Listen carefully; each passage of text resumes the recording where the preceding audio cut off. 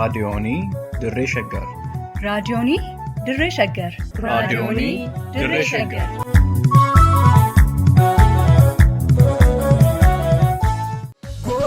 Kaddu kan goota mirmate diina haleele dhiiga bilate. Gootabe kaddu kan goota mirmate diina haleele dhiiga bilate. Odeessituu mandaraa osuma odeessaa barumaan gamtaa yaatu. Leenca warra kiyyaa itti citaa tokkicha kophaa kaatu. Ragatii qabii erga goote. Eenyu baashiitii qarqara Oromoo koo kan baatu.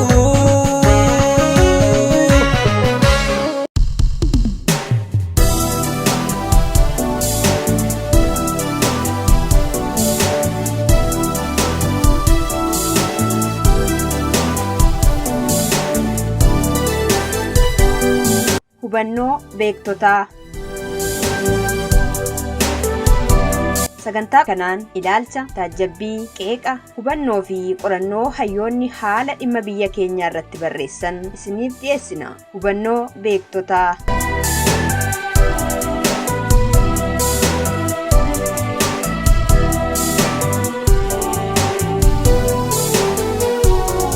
Dhaggeeffattoota keenya kabajamoo akkam jirtu? Qophii keenya hubannoo beektotaa har'aatiin marii mootummaan bilxiginnaa dhaabbilee Oromoo fi kan sabootaa fi sablammootaa moggaatti dhiibee adeemsisuuf carraaqu hagam milkaa'uu akka danda'u irratti yaada beektota lamaarraa arganne isiniif dhiyeessina. Kan qopheesse Lammii Jabeessaati. Isiniif dhiyeessuun kan isin waliin turummoo an Iftuu Galataati nu waliin tura. Afuura ishii kutee yoo haleelu qawween. Egaa akkuma beekamu biyyattii kana keessatti waraanni kan eegale waggaa 2 asii miti. Durumarraa jalqabee biyyattiin waraanaan kan hundoofte. Ammoo san ta'ee dirree Oromiyaa irratti uummata Oromoo irratti waraanni eega labsame. Eega dhukaasi rasaasaa dhaga'amuu eegale addatti waggaa 4 guutee jira. Kaaba biyyattii mootummaa TPLF'n hoogganamuu fi mootummaa Abiyyi gidduutti garuu eegalee amma gara waggaa 2ti. Kan adeemu onkolleessa 2015 kana waggaa 2 kan ta'u mootummaan federaalaa fi TPLFs waraana Itoophiyaa fi Oromoo gidduutti gaggeeffamuun asitti erga sanaati waraana wal gidduutti kan eegalanii ammoo dursanii haraara buusuuf adeemsarra kan jiranii addatti hubatamuu kan qabu araarri Tigraay fi mootummaa federaalaa gidduutti adeemsifamaa jiru biyyattii kanaaf nageenya waaraa takkaallee fiduu hin danda'u. Waraanni amma kan jiru TPLF yookiin wayyaanee fi mootummaa Itoophiyaa gidduu qofa miti.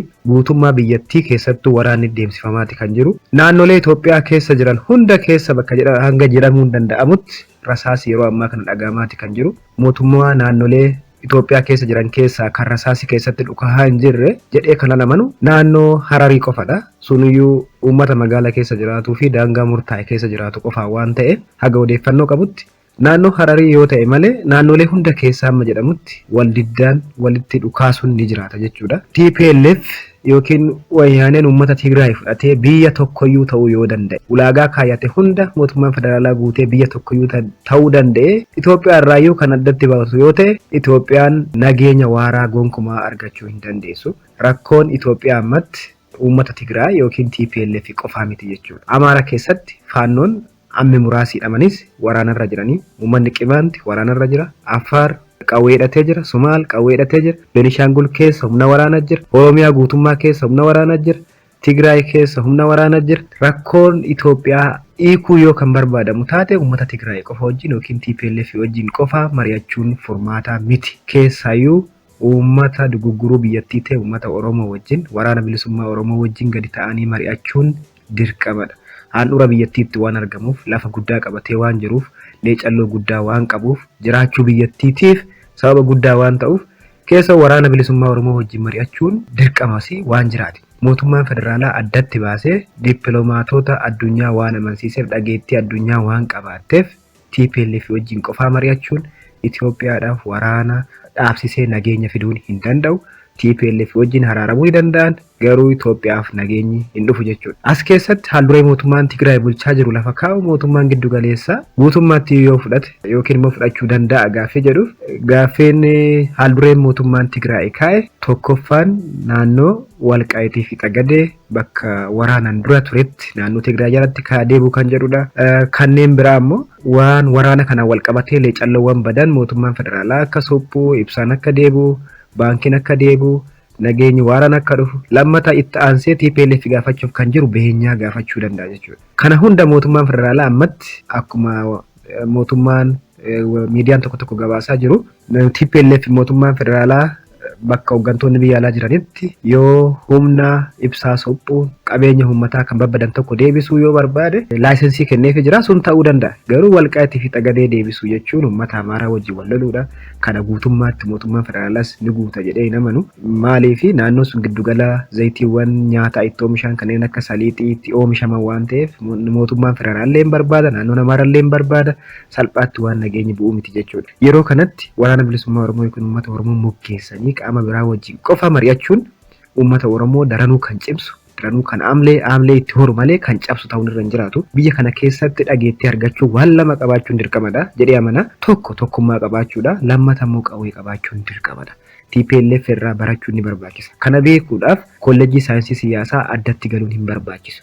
Uummanni Oromoo sa'aatii kanatti tokkummaa isaa cimsatee qawwee harkatti yoo qabaate malee marii biyyaalessaa jedhamu keessallee seenuu waan danda'u hin fakkaatu. Ammatti garuu sochiin bilxiqinnaan gootu kun uummata Oromoo yoo cimse yoo jabeesse malee kan laaffisuu miti. Fuuldurattis jabaachuu qaba. Uummanni Oromoo itti cimuu qaba jedhee yaada.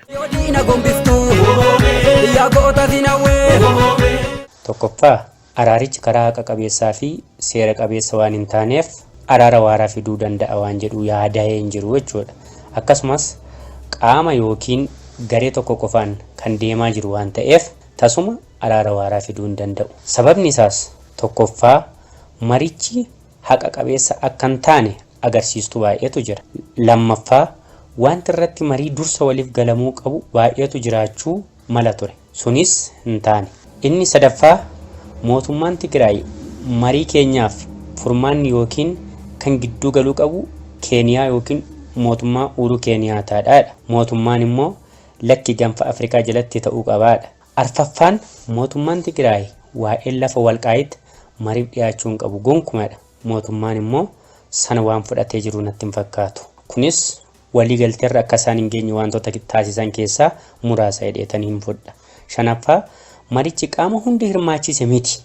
Haalli kun waan isaanii waliigalchuu natti hin fakkaatu. Waldhibdee sana daraan bal'isuu yookiin nagaa biyyatti gooluu danda'a malee nagaa yookiin araara waaraa buusadhee waan yaadu tokko iyyuu hin qabu jechuudha. Haaldureen mootummaan Tigraay bulchaa jiruu fi lafa kaa'u mootummaa giddu galeessaan hangam fudhatama qabaa wanti jedhu sun kunis waan olaanaadha jechuudha. Mootummaan Tigraay bulchaa jiru kun haalduree tokko lafa kaa'eera. Mootummaan federaalaa yookiin mootummaan giddu galeessaa kun immoo adeemsa akkamiitiin fudhachuu qaba kan jedhu fudhachaa jiras kan jedhu ilaaluun baay'ee nama rakkisu jechuudha. Waan baay'ee nama rakkisu miti. Kanaafiyyuu gaaffii akkuma sila armaan olitti si kaasuuf yaale sana wantoota mootummaan Tigraay lafa kaa'u sana yookiin gaaffii mootummaan Tigraay dhiyeessu sana mootummaan giddu galeessaa kun immoo waan fudhatee fi accept godhee dhimma sana hojiirra oolchaa jiru natti hin fakkaatu. Sunis akkuma dura si yaale sana mootummaan Tigraay jennoon sanni guddaa dhimmi waa'ee lafa Walqaayitti ajandaa marii keenya keessa galuu hin qabu waan jedhu keessaa isa tokko ture. Lammaffaa mootummaa Keeniyaa lamatti malee gaanfa Afrikaa alatti walii galuu hin qabnu waan ta'e jedhus gaaffii mootummaan Tigraay dhiyeessu keessaa isa tokko ture. Sadaffaan itoo araara kanatti seeniin dura tajaajilli hawaasummaa ibsaa, bishaan, baankii, mabraatii wanti hundinuu deebi'uu qaba. Tajaajila hawaasummaa guutummaatti argachuu qabna waan ta'edhu sunis mootummaan isa kanas ariitiin waan deebisaa jiru natti hin fakkaatu. Kunillee kanaaf yaada isaanii xiqqoo waldaangeessa yookiin immoo wal fudhachiisuu dida waan jedhamu tilmaama.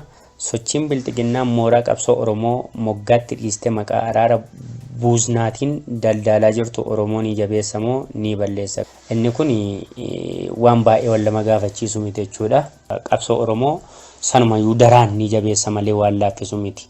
Oromoon kaleessa sirna mootummoota darban keessattis cunqursaa kana didee toleedhee sirna lagaa jalatti baateen beeku borus hin baatu jechuudha. Mootummaa darbanis haa ta'u mootummaa amma jiru jalattis kaleessas Oromoon ilmaan isaa qaalii kaffalaa hayyoota isaatti wareegaa goota baay'eetti dhabee qabsoo Oromoo kana tirsee yookiin itichee qeerraa buqqa'aa itoo ajjeefamuu itoo ari'amamuu daa'ima meeqa mana isaa keessaa itoo dhabuu ilmaansaa of jalatti itoo fixuutii itoo diinni jalatti fixuutii itoo ajjeesuu itoo hidhuu Oromoo kana duubatti deebisuu hin dandeenye jechuudha. Abjuu ta'eetiitii hafee ammas mootummaan amma jiru yookiin immoo bilxiginnaan wanti isheen amma gochaa jirtu kunis taasumayyuu qabsoo Oromoo daqiiqaa tokkoof duubatti deebisuu hin dandeessu jechuudha. Gonkumayyuu ittuutti caalchite ittuutti nama onneessite ittuu qabsoof nama kakaaste sanammoo wantoonni akka qabsoof nama kakaasisan taasisu baay'een isaa jira jechuudha. Waan duriirraa wanti adda isa taasisuyyuu waan baay'eetu jira jechuudha ittumaayyuu. Sababiin isaa har'a namni itoo nagaa gabaa bahee nagaa galeetti deebuu danda'u mana amantii keessatti yeroo mana amantii keessa baafamee gadi yeroo ajjeefamu maatii walakkaadhaa yeroo fuudhamee ajjeefamu yeroo mana hidhaadhaa fuudhamee gadi baafamee ajjeefamu yeroo waajjira mootummaadhaa namni baafamee ajjeefamu sun immoo daraan Oromoo dallansiisee xiqqaa guddaa abbootii amantaa qeesii sheekii hunda dallansiisee qabsoo Oromootti akka mudhii hidhatee galu taasisee jechuudha. Kun immoo daqiiqaa muraasaatiif qabsoo Oromoo duubatti deebisuu hin danda'u. Daraan jabees haamilee qabsoo Oromoo jabees mooraa qabsoo Oromoo jabees siyaasa Oromoo jabees malee duubatti deebisuu hin danda'u jechuudha. Kormaan qochiisanii kan hin lolle lugna lolchiisanii. Egaa dhaggeeffattoota keenya kabajamoo qophii hubannoo beektootaa kanarraaf qabannee dhiyaanne kanumaan gammaati. Hubannoo gaarii irraa argattaniirtu jennee abdanna. Torban qophii biraa walitti deebinaa nagaa keessa tura. Lolaaf dhiira uume ofirroon ofumaa dhiira seetee dhaadatte si'uun kutee jabaan of agarte. Ofirroon ofumaa dhiira seetee dhaadatte si'uun kutee jabaan of agarte.